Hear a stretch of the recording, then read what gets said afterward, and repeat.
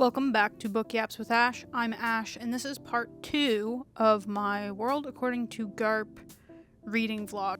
Book Yaps with Ash. And I'll tell you something, I'm glad that I decided to split this into 2 parts because right after I decided that, I went to read the next day. I didn't feel like recording my reactions anymore. Like I said in the first vlog, am recovering from a surgery and I didn't feel great and didn't look great and didn't want to be on camera. So I stopped with the live reactions. But because I promised this vlog to my fans, I did continue to write down my thoughts as I kept reading the book.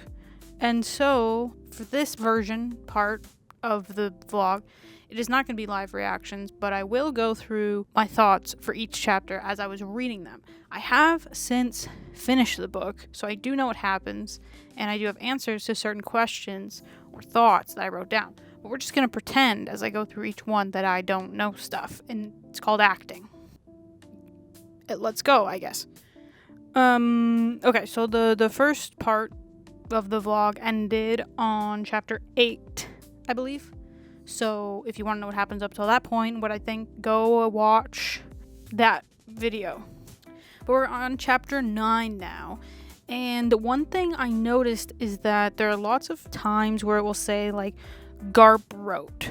So for example, if you are careful, Garp wrote, if you use good ingredients and you don't take any shortcuts, then you can usually cook something very good. Blah, blah, blah continues. And I thought from the beginning that he was, I think I said this, that he was writing part of Jenny's autobiography or something like that. But I still don't know what those are like clippings from. So that is something that I've noticed and would love to find out what that's about. But other than that, that really doesn't have anything to do with the chapter, more just something I noticed. But chapter 9 was really all about Garp having some sort of an identity crisis. He's not really writing anymore. He doesn't believe that it helps people, that art helps people, and he thinks he should be doing something helpful. So he's supposed to be looking in the phone book for lumber companies and calling them to get pricing, but instead he got sidetracked looking at marriage counselors, wondering how that's a job, essentially, and wondering if he could do that job, and then kind of making up lives for the people in the phone book who are marriage counselors. So that's kind of like what happens. He's not being very helpful or doing anything super productive at this point in his life. But chapter 10, we really get introduced to Garp's anxieties about his kids dying or being injured. Most of the chapter is him telling Walt, I think, a bedtime story. So Walt's the youngest kid, telling him a bedtime story. And usually these stories end with some sort of a lesson around safety. So this one, I don't remember what the story was, my bad. But it ended with like a lesson about looking both ways before you cross the street so you don't get hit by a car. Helen, his wife, thinks that his anxiety is rubbing off too much on the kids, but doesn't think that Garp realizes this, doesn't think that it's like Garp doesn't know that it's affecting other people, or maybe even that he is as anxious as he is. And then the chapter ends with Garp having a bad dream about him and Duncan being trapped on a plane that's crashing. Is it crashing? I think it might be, but it's not a good dream. So in chapter 10, Duncan, the older kid, was having a sleepover at his friend Ralph's house, and Garp does not trust Ralph's family's mom or anything. So he wakes up from this dream about Duncan on this plane, and he puts his running clothes on, which I believe are just shorts, no shirt. It's the middle of the night, and he runs to Ralph's house. And he kind of just like looks through the window. He can see the kids sleeping, I think, in the living room in sleeping bags. They're fine. But then he sees Ralph's mom kind of like come into the kitchen and then fall, I think, like stumble. It's a very weird chapter. And so he just kind of lets himself into the house, which is unlocked, by the way. But again, it's the 70s, so people didn't lock their doors as much. So he just walks in And Ralph's mom is like, okay, great, you're here. Make this guy leave. She has this like young, not child, but like a young adult with her that she was sleeping with. He's in her room. He won't leave. He's like, you need to relax, blah, blah, blah. So Garp gets him to leave, takes him out of the house. Then there's a really weird interaction between Garp and Ralph's mom where she wants to sex him. He gets a boner, I think. She looks in his pants. It's all very weird. And he feels weird about it. And he doesn't want to bring Duncan home quite yet, so he just goes into their kitchen and starts doing the dishes. So then he's there for a while. Helen calls, obviously. She's like, what are you doing? You're probably having sex with Ralph's mom because you can't keep it in your fucking pants. But he's like, no, I'm just washing the dishes. And she's like, you take me for a fool. But he is just washing dishes. So then he is like, fine, I'm bringing Duncan home. He picks Duncan up in his sleeping bag and carries him home in his running gear, no shirt, shorts. And then he gets pulled over by the cops because they think he's kidnapping Duncan. And then he's like, no, that's not what happened. And they bring him home. So that was chapter 11. And yeah, it was weird. It was a weird chapter. I was like, what the hell am I reading? What is this? Okay, in chapter 12, Helen is now going to be unfaithful. Yay! So one of her grad students is kind of obsessed with her. He basically leaves her a note. Like, she asks why people take her class, and he's like, I want to become your lover. And she's like, okay. And then she doesn't do anything with him. She's just reading his work. But then she's worried that what will happen when he runs out of things to let her read. But anyways, Helen struggles with this because she feels guilty about it, even though she hasn't done anything or acted on it really. She's withholding information from Garp about like her intentions, about this man's feelings for her. So she feels guilty about that. But then Garp comes in and basically takes all of her guilt away because he has to be weird about it. So he is not jealous that it's possible that his wife might be sleeping with someone else. He doesn't even catch on to that. He is jealous that she's reading someone else, that she's reading something that someone else has written that's not him, despite the fact that he's not writing anything. So what he does is he writes some weird, lame autofiction that he claims is not autofiction, but it is, about this guy who trains to be a runner so that he can chase fast cars in the neighborhood and tell them to stop speeding, which is totally Garp. And it's really bad, and Helen reads it, and then she stops feeling guilty for her lust because it's really bad and he's being weird. So that's chapter 12. In chapter 13, okay, this is where I start to really not like Garp. I maybe should not be liking Helen that much here, but I support women's rights as much as I support women's wrongs.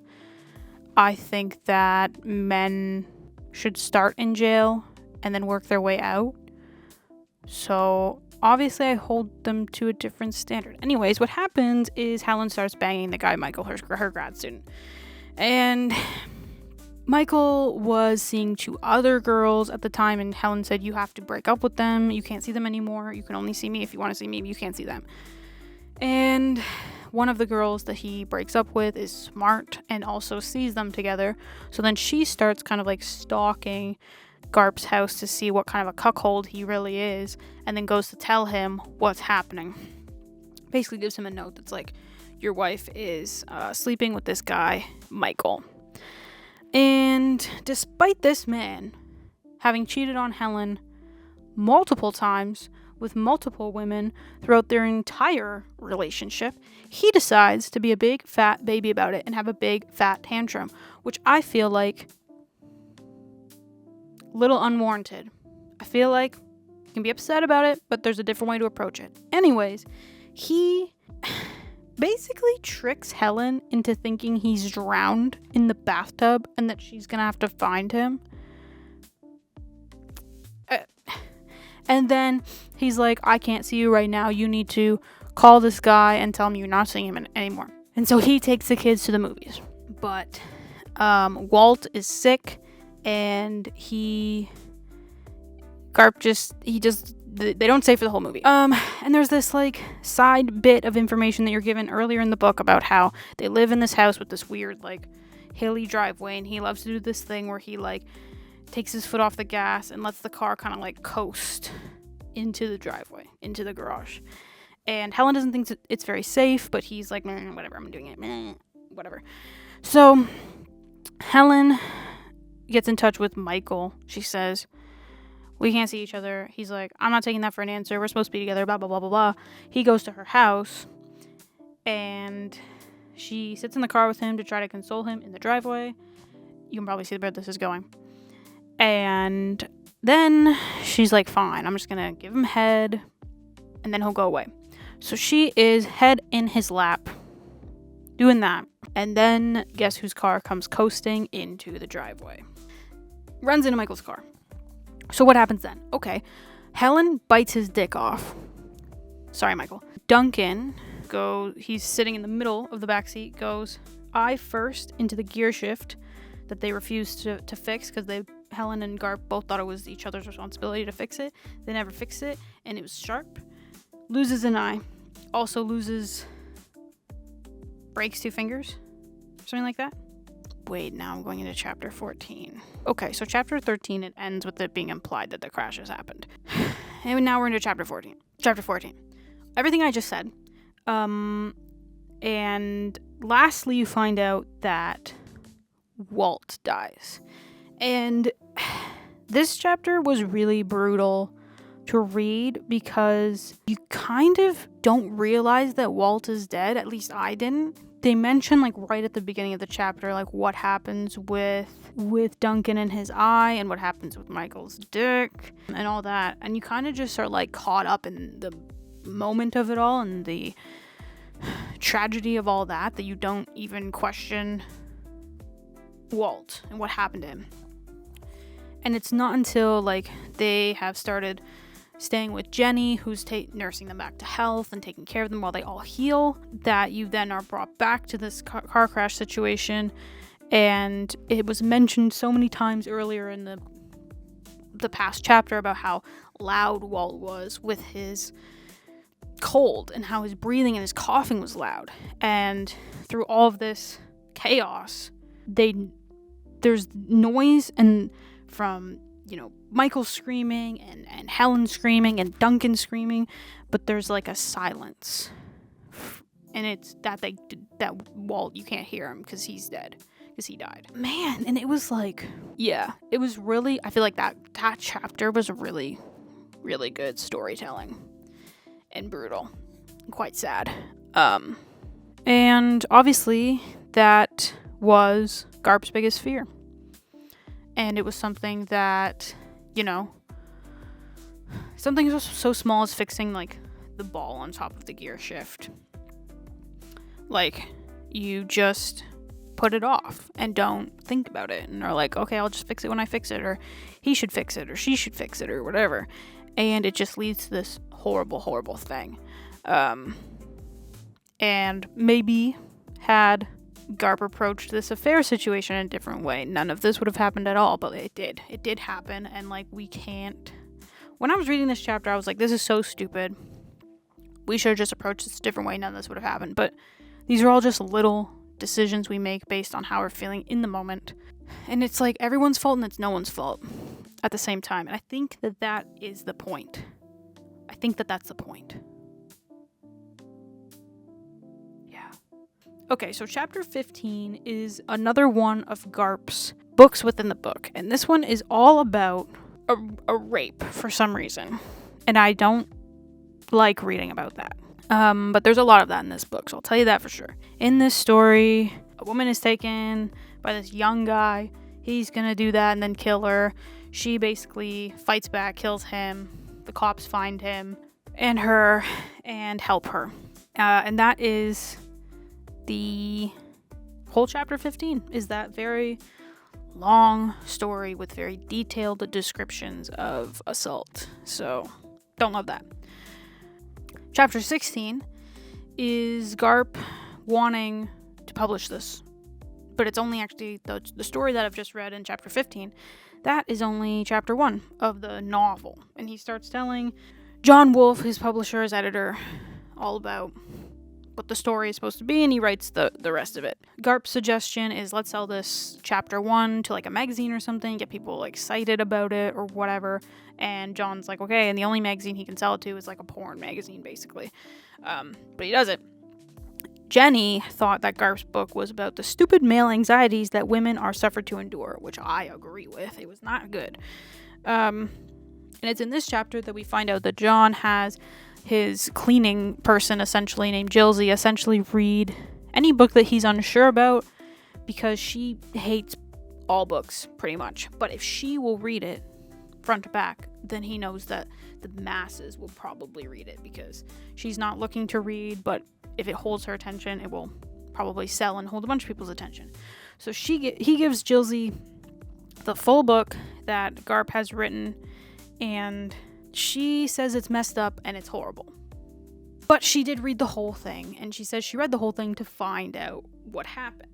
And then she even went so far to ask for a published copy of the book when it is for sale, which kind of blows John's mind. He's like, why do you want this if it's terrible? And she said, well, I might reread a little bit. I might lend it out to people. So the book is published, and oddly enough, it's received as like a feminist piece of literature, and Garp doesn't like this because that's not why he wrote it. But in some weird way, people read it as such. Probably because the cop in the story is really anti-abuse and takes the victim's side, which never happens in the real world. So then at the end of the chapter, we haven't really seen Jenny for a while, which made me sad. I liked Jenny. I think she was my favorite character. But this was Garp's story, unfortunately.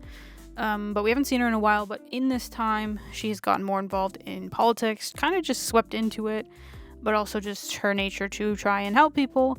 And in doing so, she was trying to get this woman elected as governor, I think, which is very familiar considering how old this book is. But anyways, at one of the rallies, she was assassinated, and now Jenny's dead.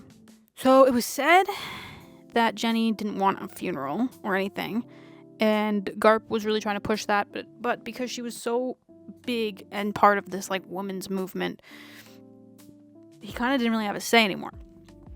So Roberta, who I don't feel like I've talked about much, and I will talk about her because I have things to say about her, but she is essentially Garp's best friend, Jenny's best friend, and also a trans woman. But anyways, Roberta tells Garp, okay, they're holding this like memorial essentially in New York for your mom, and Garp's like, fine, I'm coming, I want to come. And she says, you can't come, it's women only. And he's like, no, I'm coming. Which, like, I get it, it's your mom, but you also just said, like, she didn't want a funeral anyways, so I'm not sure why we have to just, like, be a part of everything. That, like, we can't just leave something. But anyways, their solution is that Roberta's gonna put him in full drag, and then he will go looking like a woman. So they go, and he's recognized very quickly by one of the Percys, who then calls him out and says, oh my god, this is Garp. And then there's an angry mob of women chasing him down and also trampling Roberta because they think that she is also a man in drag, which I feel like, is that realistic? Maybe. I guess like Jenny's followers were pretty angry and extreme. Anyways, before he gets recognized, he's listening to the speeches and the not speeches because of, have I brought up the Ellen Jamisons? Okay, if I haven't brought up the Ellen Jamisons, there was a young kid named Ellen. She was brutally assaulted, and then they cut her tongue off so she couldn't say who did it. And then there's a bunch of women who cut their tongues off in solidarity with this kid, so they can't speak. Anyways, he's listening to the speeches, he's listening to the not speeches, and he starts to realize, hey, maybe women do have it hard. And that was probably hard for him, if you think about it, to realize women have it hard.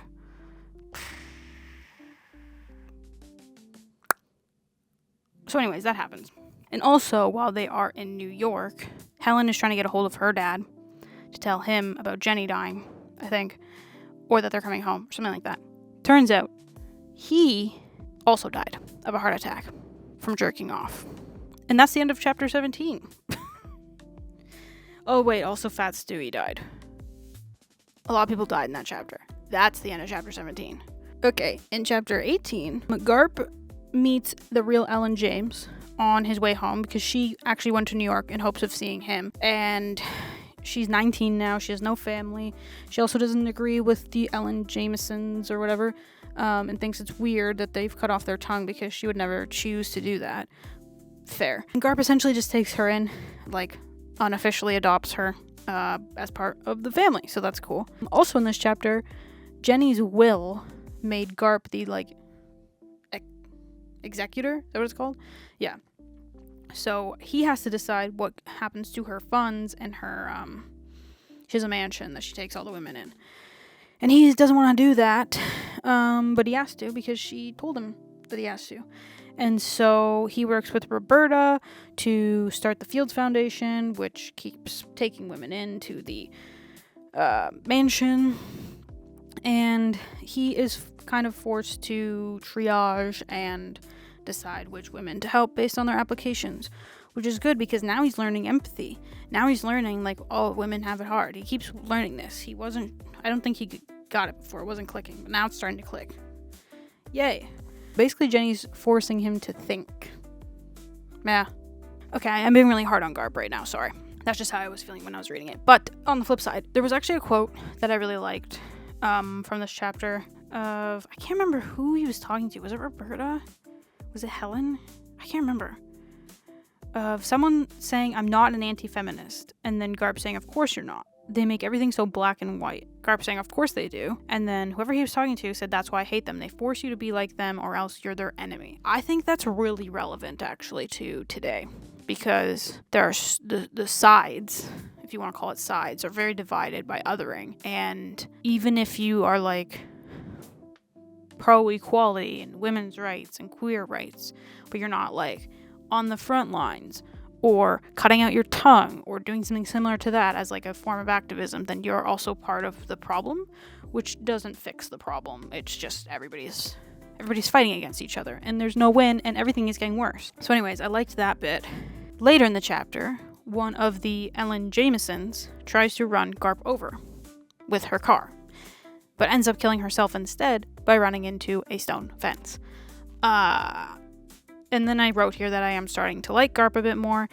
He seems to just be trying to do the right thing, but he will always have the privilege of being a man, and he will always be able to forget about things or ignore things in ways that women can't. And it's stated in a way of like him being able to ignore the Ellen Jamesons, even though the one of them tried to kill him, in a way that like Helen and Roberta cannot do that. And lastly, at the end of the chapter, a new version of the Pension Grill Parser was published, but this time with illustrations from Duncan that he just ended up doing. He really liked that story that his dad wrote, and he likes to draw and paint, and so he just did illustrations and then showed his dad, and his dad said, "I really want to publish this," and so they did. Okay, chapter 19, the last chapter. Woo, we did it. Okay, so this chapter is called Life After Garp. So you do know going into it that Garp's probably gonna die. And, you know, that makes the lead up to it happening hit quite a bit harder. So he ends up being shot by Pooh Percy, who has recently become an Ellen Jameson herself. She basically dresses up as his mom in her nurse uniform and comes into the wrestling room as a nurse and shoots him in front of Helen and all of his wrestling students, like they are kids. So all of that is really fucked up, and you definitely feel for everybody involved in that situation, because that's really fucked up. To answer my previous question about the parts that say, like, Garp wrote, from my understanding, they're not from any sort of book, because he didn't publish another book, but Helen basically found, like, he would write notes, so I think that they're from just his notes in his journaling throughout his life. But there is a line that says, so Whitcomb is, like, someone who worked at the steering school who ended up being like his official biographer. Whitcomb believed everything that Helen told him. He believed every note that Garp left or every note that Helen told him Garp left. So that's interesting. It's just a little line there, but it kind of implies that maybe some of the things that he wrote were not written by him. So who are they written by? Helen? I don't know, but yeah, that was an interesting line. So yeah, he dies, and then there's kind of like an epilogue part of this chapter that speaks to what happens to pretty much every other character in the book, from Duncan to Jenny Garp, their young baby that they had, to Mrs. Ralph, whose name is actually Florence, I think. So kind of what happens to everyone. Most of them do end up dying in some way, but yeah, kind of just wraps up the story in the sense that it is a life story, and it's finishing off all of those lives. And that is the world's worst book report of The World According to Garp. We did it. So as I was reading, I wrote down some like overall thoughts, and some of these thoughts have kind of changed a bit, but I'm just gonna speak to them. So the more the book went on, the less that I liked Garp. And this did change, like, near the end. I started to like him a bit again. I felt like a lot of the time he was entitled and ignorant and kind of whiny. You know, like I was saying about the chapter with the car crash and the affair. He felt like he kind of made impulsive decisions and held others to a standard that he didn't hold himself to. I think that this is him being part of a society where men are allowed to lust more than women are. So when he is having little affairs here and there, it's okay, versus when Helen is doing it, it's a really big deal. I think that it's interesting about him being considered a writer when he really only published like a couple of things in his life, and other than that, he didn't really work. I think it was great that he allowed Helen to pursue a career and just he stayed at home, but I don't know. I think it's weird that he was kind of held to this like high standard of being this like fantastic writer, but he didn't really write a lot. So that's interesting. I think one of the biggest things that stuck out to me with this book was the character of Roberta, and I don't think I talked about her enough, but I think it's because I kind of wanted to like read the whole book and gather my thoughts about her as a character, and then also like put that into perspective with when it was written. So she's a trans woman, and being included in this story from 1978, that's a big deal, obviously. You know, queer people weren't really talked about. Queer joy wasn't allowed in literature. Not that I would say that there was a lot of joy, but her story wasn't sad in a way. I do feel like most of the time she existed for the sole point of being a trans woman in the plot. Like, there was nothing said about her that also didn't refer to her transness, or how she used to be a man, or how this is something that someone who used to be a man would do. It was pretty much always noted. Here's an example. So after Helen dies, this is in like the epilogue part, it says, after Roberta dies, it said Helen was busy taking over Roberta's job at the Fields Foundation. She had big shoes to fill, as they say, in fact, size 12. It's like you could have left out the in fact size 12. I think that was supposed to be like funny, and I think maybe those were all the points that were supposed to be funny, because I keep seeing people say this book was funny, and I don't know. As like a trans person in the year 2026, I was just like, oh my god, can we have one paragraph where we talk about Roberta without mentioning that she used to be a man? But again, I know that it was written before even the 80s, and I'm only saying this because maybe that's something that people wouldn't pick up on or notice, but if you notice that in your current reads, newer reads, then that's kind of a problem. The language also used to describe trans people is very, very outdated, like transvestite, transsexual. Those are not words that trans people like being used for them anymore. And again, just a sign of the year that this was written. It's 48 years old, just as a heads up, I guess. If you didn't know that those are not, don't use those words anymore. If you want to, don't do that. Oh, use of dead names as well. They often referred to her dead name. Don't do that. Don't do that. That said, I do think that Roberta was a really great character. She was a super great addition to the book, and I think it's really, really great that like John Irving chose to include a trans character in his book in the year 1978. Like, it is a big deal, and I know that he has other trans characters, and I think that is a big deal. So there's that. I also think that this book is maybe making fun of itself in a way, because I had certain thoughts about the what was it called? The World According to Benjamin. The weird book, the bad book that Garp ended up publishing. Some of the online reviews for this book kind of directly match the reviews for that novel, which I think is kind of ironic and funny. And lastly, one of my overall thoughts while reading it is that I loved the writing, but I often did hate the characters. But I think that that's by design, and I didn't always hate them. So I think that's just great character writing and development. I've been yapping about this for a long time. This is going to be a long video. The last thing, I didn't read the intro by John Irving until the end, which I think was a good decision because it definitely would have spoiled some things for me.